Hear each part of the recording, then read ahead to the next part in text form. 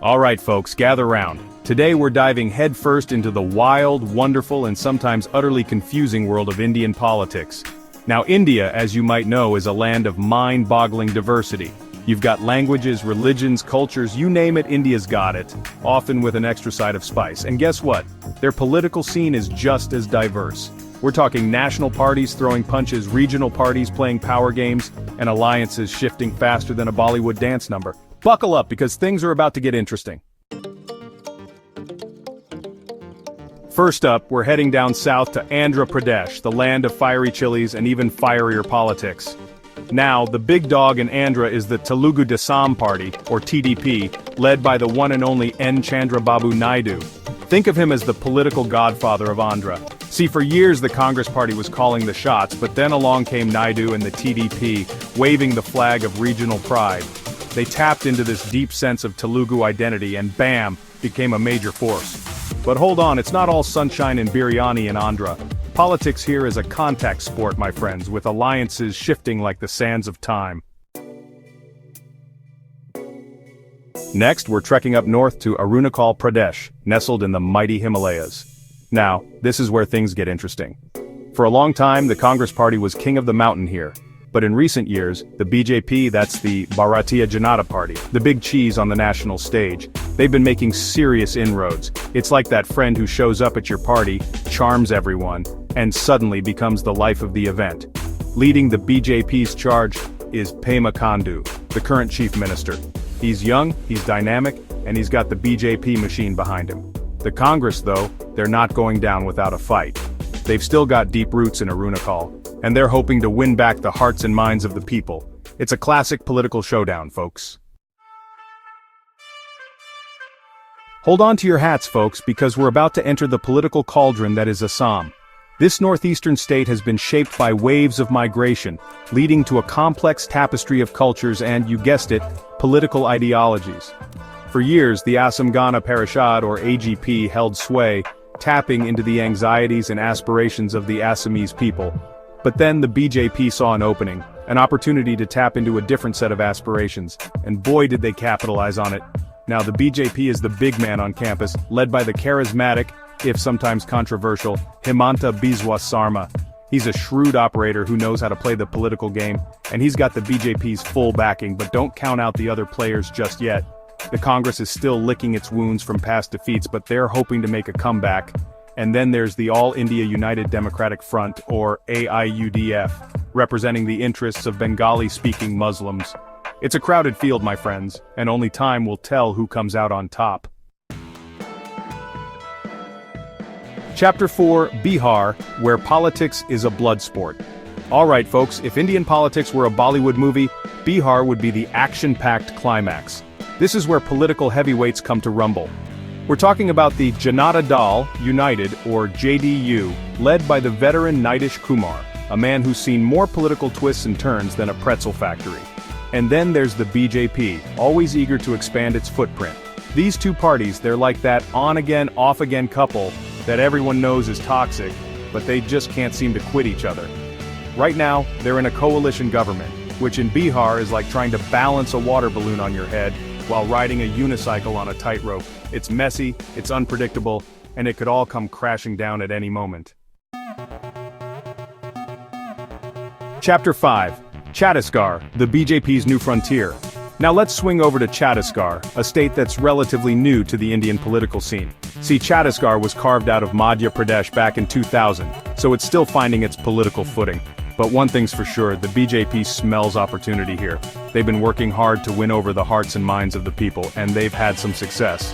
The current chief minister is Bhupesh Baghel, a Congress leader who knows how to connect with the common man. He's got his work cut out for him though, because the BJP is breathing down his neck. Chapter 6, Delhi, the capital of political drama. Next up, we're heading to the heart of it all. Delhi, the capital of India and the epicenter of political intrigue. Now Delhi has seen it all. Congress dominance, BJP surges, and now the rise of the Aam Aadmi Party, or AAP, led by the fiery Arvind Kejriwal.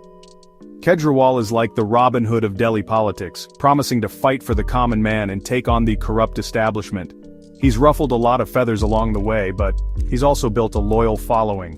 The BJP though, they're not about to give up Delhi without a fight. They've been trying to paint Kejriwal as an anarchist, a rabble-rouser who's more interested in chaos than governance. It's a classic battle of ideologies, folks, and the stakes couldn't be higher. Hold on tight, because we're about to enter the BJP's heartland, Gujarat. This is where the party was born and bred, and it's been their stronghold for decades. Now, the BJP's success in Gujarat is down to a few factors. They've managed to create a narrative of development and prosperity, and they've successfully tapped into Gujarati pride. Plus, let's not forget the Modi factor. Narendra Modi, the Prime Minister of India, he's from Gujarat, and his aura still looms large over the state. Alright folks, buckle up because we're heading to Karnataka, where political alliances are more fluid than a lava lamp. Seriously, this state has seen more political twists and turns than a season of Game of Thrones. You've got the Congress, the BJP, and the Janata Dal, secular or JDS, all vying for power. The Congress, they're the grand old party of Indian politics, but they've been struggling to keep up with the BJP's aggressive rise. The BJP, they're like that friend who always seems to be winning at life, but you know, they're probably cutting corners somewhere.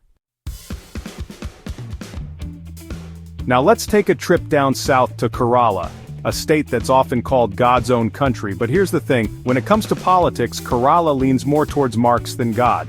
We're talking about a state with a long and proud communist history. In fact, Kerala was the first place in the world where a communist government was democratically elected. Now I know what you're thinking, communism? In this day and age? But hold on, because Kerala's communists, they're not your grandpa's communists.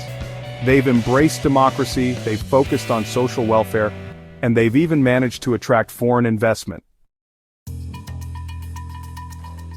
Chapter 10, Maharashtra, the Bollywood of Indian politics. Hold on to your hats, folks, because we're about to enter the glamorous, chaotic, and utterly unpredictable world of Maharashtra politics. Now, Maharashtra is home to Bollywood, so it's only fitting that their politics are just as dramatic, star-studded, and full of plot twists. You've got the Shiv Sena, a party that started out as a champion of the Marathi Manus, that's Marathi people for all you non-Mumbai folks. But they've since mellowed out a bit, or maybe they just got really good at playing the game. Then there's the Nationalist Congress Party, or NCP, led by the wily Sharad Pawar, a man who's forgotten more about Indian politics than most people will ever know. Chapter 11. Tamil Nadu, where Dravidian politics rules. Alright folks, we're heading down south again, this time to Tamil Nadu, a state with a distinct political flavor. See, Tamil Nadu is the land of Dravidian politics, a movement that emerged in the early 20th century to challenge the dominance of Brahmins in society. And let me tell you, Dravidian politics is a whole different ballgame. We're talking about fiery speeches, passionate supporters, and an unwavering focus on social justice. The two main players in Tamil Nadu are the DMK or Dravida Munnetra Kazhagam and the AIADMK or All India Anna Dravida Munnetra Kazhagam. These two parties, they've been going at it for decades, and their rivalry is the stuff of legends. Chapter 12. Telangana, the new kid on the block. Last but not least, we're heading to Telangana, the newest state in India. See, Telangana was carved out of Andhra Pradesh back in 2014, so it's still finding its feet politically. But one thing's for sure, Telangana is a state on the move. It's got a booming tech industry, a young and vibrant population, and a government that's eager to make its mark. The man at the helm is K. Chandrasekhar Rao, the leader of the Telangana Rashtra Samiti, or TRS. Rao is a charismatic leader who's credited with leading the movement for Telangana's statehood. He's also a shrewd politician who knows how to consolidate power. Outro. That's a wrap for now. So there you have it, folks, a whirlwind tour of India's political landscape. Now keep in mind, this is just a snapshot. Indian politics are constantly evolving, with alliances shifting, new players emerging, and old rivalries resurfacing. It's like a political soap opera, but with real-world consequences. So, if you really want to stay up to date, you gotta keep your ear to the ground and your eyes on the news. And hey, if you're ever feeling lost in the political maze, just remember, even seasoned India watchers get confused sometimes. It's all part of the fun.